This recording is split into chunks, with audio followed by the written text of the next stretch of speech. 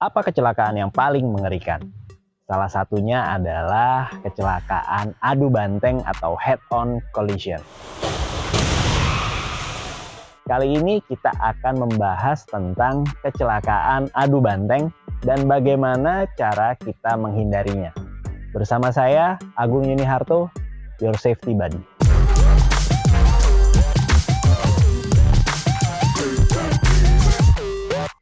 Kenapa kecelakaan adu banteng begitu mengerikan? Ya jelas karena ada dua gaya yang bertubrukan. Bayangkan kalau kedua mobil sedang berjalan dengan kecepatan 60 km per jam aja.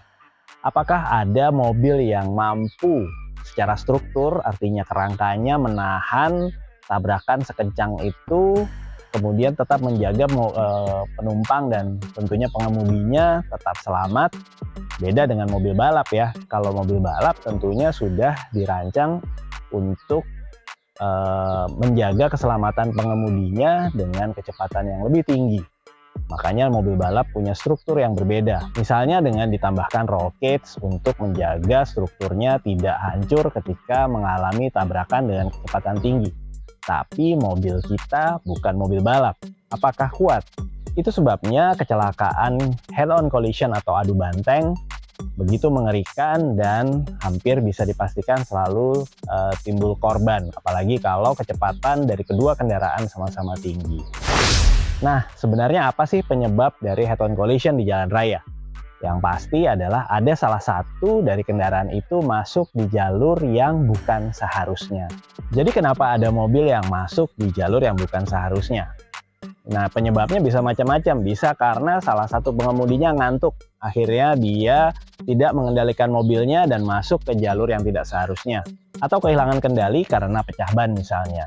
Jadi mobilnya berpindah tanpa bisa dikendalikan lagi ke jalur yang berlawanan arah. Atau juga misalnya karena cuaca buruk. Karena kabut tebal atau hujan deras sehingga tidak bisa melihat di mana dia harus jalan di jalur yang seharusnya. Atau juga kadang-kadang pindah jalur masuk ke jalur yang berlawanan arah ini disengaja. Kapan? Ya tentunya pada saat kita mencoba mendahului kendaraan lain. Lalu bagaimana kita menghindari kecelakaan adu kambing atau head-on collision ini? Yang pertama, penyebab kita bisa lihat dari penyebabnya. Tentunya mengemudi harus dalam kondisi yang sadar. Misalnya kita ngantuk, tertidur, dan akhirnya pindah jalur, itu bisa membahayakan diri kita dan kendaraan lain juga. Karena itu penting untuk selalu menjaga diri kita tetap waspada, tetap konsentrasi ketika mengemudi. Kalau capek, istirahat, dan jangan memaksakan diri. Juga selain kondisi diri kita, juga kondisi kendaraan. Seperti tadi kita bisa menganalisa beberapa kecelakaan, misalnya bahkan di jalan tol yang ada barriernya atau ada pembatasnya, karena terjadi pecah ban atau mobil kehilangan kendali, kemudian ada kendaraan yang bisa melompat pindah ke jalur yang berlawanan arah dan akhirnya menimbulkan tabrakan adu kambing ini. Nah, tentunya kondisi kendaraan kita juga harus kita jaga. Jadi kalau kondisi kendaraan kita bisa selalu optimal, bannya kita perhatikan, kemudian juga komponen-komponen lainnya juga berfungsi dengan optimal, tentunya hal ini bisa kita minimalkan. Kemudian juga kalau kita ada di jalan dua arah dan akan mendahului kendaraan lain, tentunya banyak yang harus kita perhatikan. Misalnya ketika kita akan mendahului kendaraan lain, kita harus bisa memandang sejauh mungkin untuk dapat memperkirakan jarak apakah kendaraan saya mampu atau tidak untuk mendahului kendaraan di depan saya. Adakah ruang yang cukup untuk mendahului kendaraan di depan? Artinya ketika kita ambil kanan, tidak ada kendaraan yang datang dari arah depan. Nah, ini tentunya bisa kita lakukan kalau kita punya pandangan yang jauh ke depan. Lokasi mendahuluinya juga harus kita perhatikan, jangan di tikungan atau di tempat-tempat yang sudut pandangnya terhalang. Sekali lagi, ketika mendahului kemudian terjadi kecelakaan, umumnya terjadi di tempat-tempat yang memang sudut pandangnya sempit. Artinya misalnya di tikungan, itu makanya ada sebenarnya yang sudah diberikan sebagai panduan untuk kita, yaitu apa? Marka jalan. Kalau kita perhatikan di daerah-daerah yang sudut pandangnya sempit atau berbahaya untuk mendahului, pasti marka jalannya adalah bentuk garis yang tidak terputus. Nah, di situ sebenarnya kita tinggal memanfaatkan bantuan-bantuan tadi untuk melihat aman tidak untuk mendahului. Kalau di lokasi yang aman kita untuk mendahului, pasti marka garisnya akan terputus-putus. Biasanya di jalan yang punya jalan lurus yang cukup panjang dan sudut pandangnya cukup luas.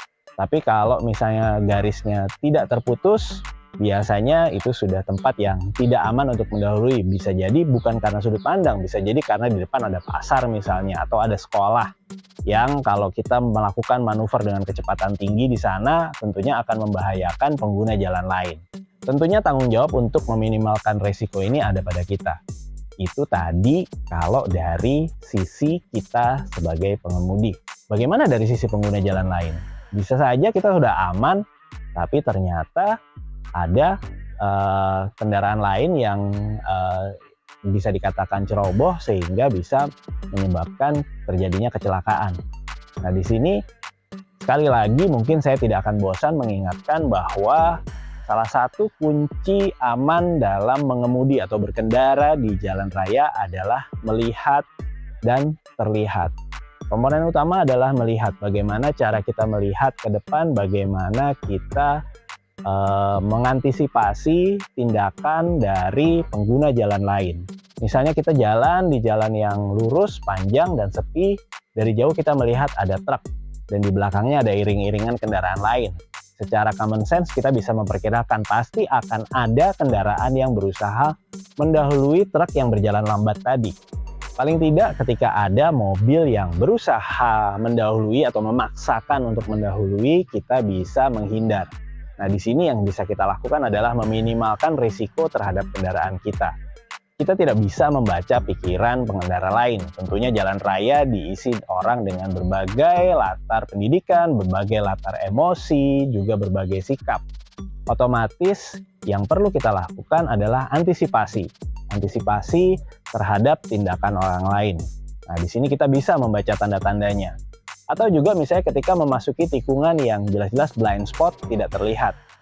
Kalau malam hari kita bisa mainkan lampu. Atau juga kalau siang hari kita bisa menggunakan klakson. Biasanya kita bisa gunakan di daerah-daerah yang blind spot atau daerah-daerah yang sudut pandang kita terlalu sempit untuk melihatnya. Jadi penting di sini selain mempersiapkan diri kita, selain menjaga sikap kita, menjaga kewaspadaan kita, juga memberikan isyarat tentang keberadaan kita pada kendaraan lain yang juga menggunakan jalan itu. Jadi kalau kita bisa ambil kesimpulan untuk menghindari kecelakaan adu kambing atau head-on collision, yang pertama dari sisi kita adalah selalu fokus dalam mengemudi, jadi tidak ketika lelah kita beristirahat, tidak memaksakan diri sehingga fokus kita dan kerja kita sebagai pengemudi tetap optimal. Kedua, menjaga kendaraan kita. Menjaga dalam artian memastikan bahwa kendaraan kita selalu siap dan optimal ketika kita gunakan. Lalu sikap defensif kita. Kita melihat jauh ke depan, mengidentifikasi potensi bahaya yang ada, kemudian mengantisipasinya dengan tindakan yang tepat. Dan menjaga bahwa kita bisa melihat potensi bahaya dan juga menjaga kita tetap terlihat atau diketahui keberadaannya oleh kendaraan lain dengan isyarat, dengan klakson, dan juga yang sangat penting adalah selalu waspada karena kita tidak pernah tahu apa yang akan dilakukan orang lain, tindakan apa yang dilakukan orang lain yang bisa membahayakan diri kita dan kendaraan kita. Oke Smart Drivers, itu tadi sedikit pembahasan tentang head-on collision dan cara menghindarinya. Tidak ada yang benar-benar 100% bisa menghilangkan risiko kecelakaan. Yang bisa kita lakukan adalah meminimalkan faktor-faktor yang menjadi penyebab kecelakaan sehingga kecelakaan itu tidak terjadi. Selalu jaga sikap defensif kita di jalan raya. Karena setiap hal kecil yang kita lakukan bisa berarti keselamatan buat diri kita dan juga orang-orang yang kita cintai. Stay smart on the road.